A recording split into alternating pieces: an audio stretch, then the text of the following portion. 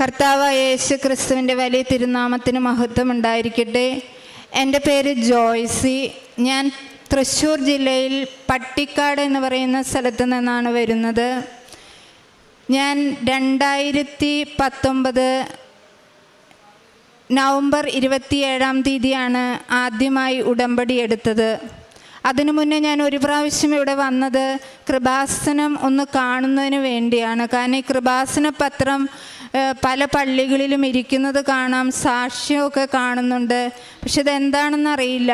ആദ്യമായി ഞാൻ ഇവിടെ വരുമ്പോൾ അൾത്താരയിൽ നിന്ന് അച്ഛൻ പറയുന്നുണ്ടായിരുന്നു, ഈ മണ്ണിൽ ആദ്യമായി ചവിട്ടിയ മക്കളെ കർത്താവ് സുഖപ്പെടുത്തുന്നു, അമ്മ കൂടെ യാത്ര ചെയ്യുന്നു എന്ന്. അതിനുശേഷം ഞാൻ ഉടമ്പടി എടുത്തു. ഉടമ്പടിയിൽ തന്നെ നിന്നുകൊണ്ടിരിക്കുന്ന സമയത്താണ് എൻ്റെ അമ്മച്ചിക്ക് 30 വർഷമായിട്ട് ശ്വാസം മുട്ടായിരുന്നു. അനുജത്തിയെ പ്രസവിച്ച സമയം മുതൽ അമ്മ ശ്വാസം മുട്ടിന് അടിമയായ പോലെയായിരുന്നു. കാരണം അമ്മയ്ക്ക് പറമ്പിൽ നിന്ന് അമ്മ ശ്വാസം മുട്ട് തുടങ്ങുകയാണെങ്കിൽ മരത്തിൻ്റെ കമ്പിൽ തൂങ്ങിപ്പിടിച്ച് നിന്ന് അമ്മ ശ്വാസം ഇങ്ങനെ വലിക്കും. അമ്മയുടെ ഇവിടെയൊക്കെ കാണുമ്പോൾ നമുക്ക് തന്നെ സഹിക്കാൻ പറ്റാത്ത അത്രയും വേദനയായിരുന്നു അമ്മച്ചിയെ കാണുമ്പോൾ. പിന്നെ ഞങ്ങൾ പെരയ്ക്കകത്ത് കയറ് കെട്ടി കൊടുത്തിരിക്കുകയായിരുന്നു. കാരണം ശ്വാസം മുട്ട് വന്നു കഴിഞ്ഞാൽ ആ കയറിൽ തൂങ്ങി നിന്നാണ് അമ്മ ശ്വാസം എടുത്ത് വലിക്കുന്നത്. ഇതെല്ലാം മക്കളായി ഞങ്ങൾക്ക് വളരെ പ്രയാസമായ ഒരു കാലഘട്ടമായിരുന്നു. അങ്ങനെ അമ്മ ഹോമിയോ മരുന്ന് കാണിച്ചിട്ടൊന്നും അമ്മയ്ക്ക് മാറുന്നില്ല. ഞാനിവിടെ ഉടമ്പടി എടുത്തതിന് ശേഷം നമ്മളുടെ കാശുരൂപം അമ്മയുടെ നെറ്റിയിൽ വെച്ച് പ്രാർത്ഥിച്ചു. ഉടമ്പടി തൈലവും അമ്മയുടെ നാവിലും മേത്തുമെല്ലാം ഉരട്ടി കൊടുത്തു. പിന്നീട് ഡോക്ടറെ കാണിക്കാൻ ചെന്നപ്പോൾ അമ്മച്ചിയുടെ ശ്വാസം മുട്ട് പൂർണ്ണമായി മാറിയെന്ന് ഡോക്ടർ നമുക്ക് സാക്ഷീകരിച്ചു തന്നു. യൂട്രസ് ഇറങ്ങി വരികയായിരുന്നു. അപ്പോൾ യൂട്രസ് എടുത്ത് മാറ്റണം എന്ന് പറഞ്ഞു. പക്ഷേ ഈ ശ്വാസം മുട്ടുള്ളത് കൊണ്ട് അനസ്തേഷ്യ ചെയ്യാൻ അമ്മച്ചിക്ക് പറ്റില്ല. ആ അനസ്തേഷ്യ ചെയ്യാൻ പറ്റാത്തത് കൊണ്ട് ഞങ്ങൾ ആകെ വിഷമിച്ചു.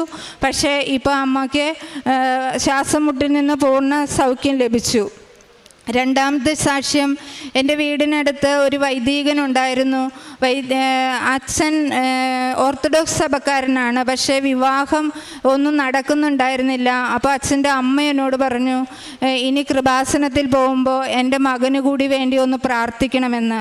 ഞാനിവിടെ നിന്ന് കാശുരൂപം വാങ്ങിക്കൊണ്ടുപോയി ആ അമ്മച്ചിയുടെ കയ്യിൽ കൊടുത്തു. ഇനി പെണ്ണ് കാണാൻ പോകുമ്പോൾ ഈ കാശുരൂപമായി പോകണം എന്ന് ഉടമ്പടി പത്രവും കൊടുത്തു.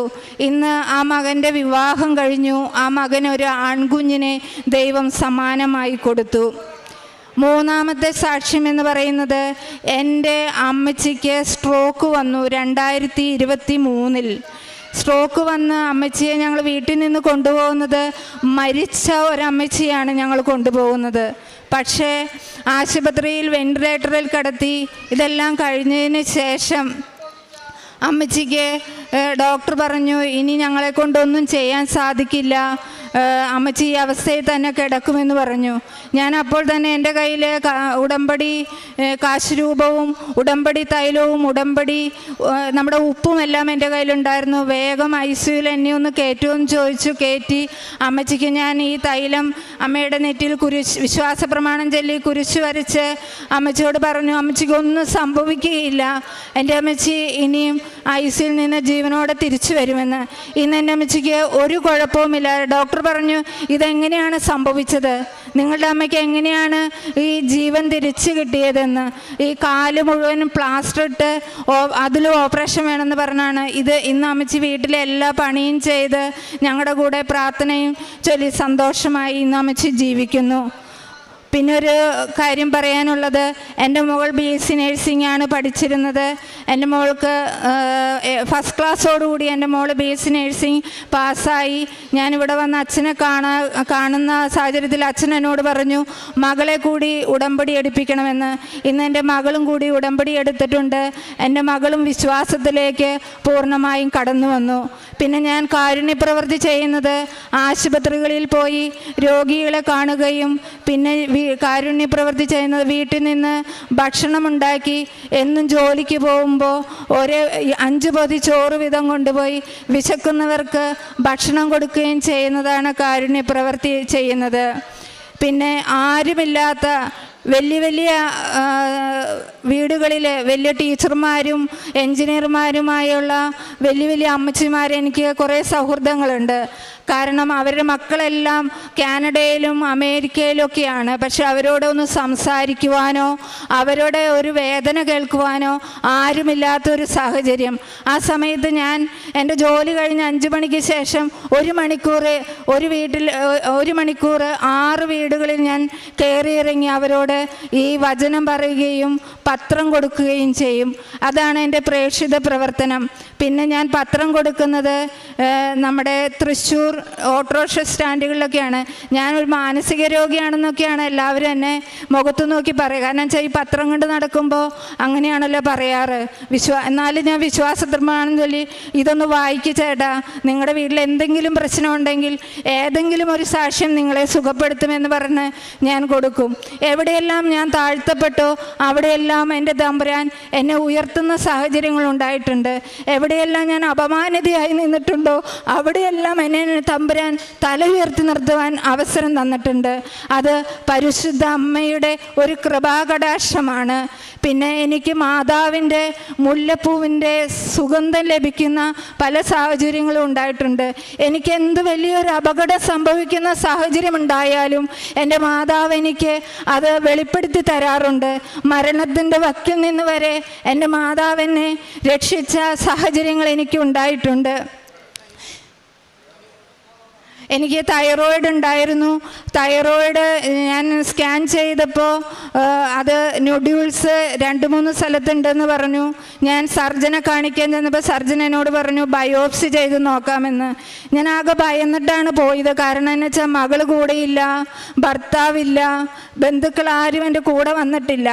പക്ഷേ ഇതെങ്ങനെ ചെയ്യുമെന്നൊന്നും എനിക്കറിയില്ല.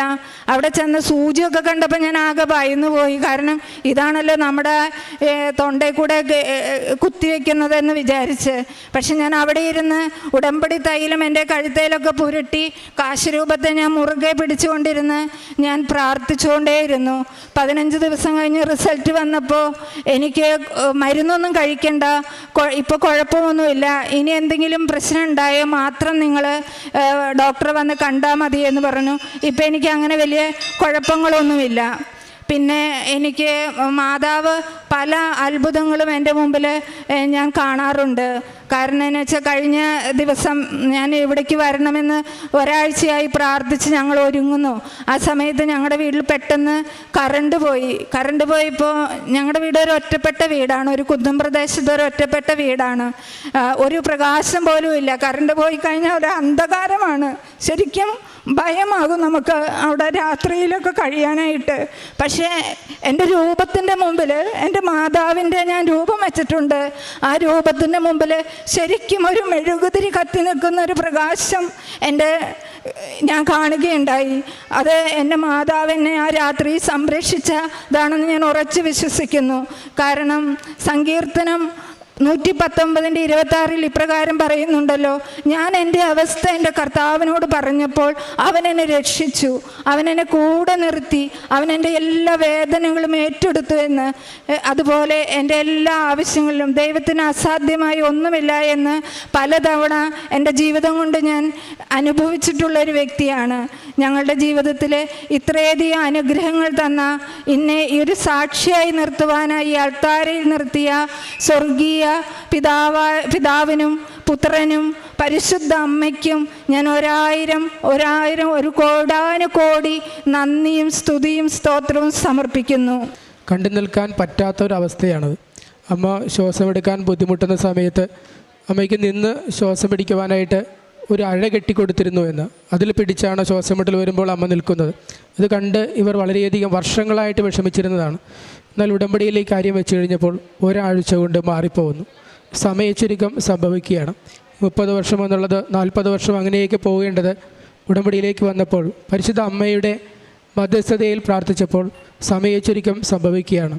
പെട്ടെന്ന് തന്നെ അസുഖം മാറിപ്പോകുന്നു. അതേപോലെ തന്നെ അമ്മ മരണത്തിൻ്റെ വക്കിലെത്തിയപ്പോൾ ഹോസ്പിറ്റലിൽ ചെല്ലുമ്പോൾ ഡോക്ടർ പറയുന്നു മരിച്ചു പോകും. അവിടെയും നേർച്ച വസ്തുക്കൾ ഉപയോഗിച്ച് കഴിഞ്ഞപ്പോൾ ഡോക്ടേഴ്സിനെ പോലും അത്ഭുതപ്പെടുത്തിക്കൊണ്ടാണ് അമ്മ തിരിച്ച് ജീവിതത്തിലേക്ക് വരുന്നത്.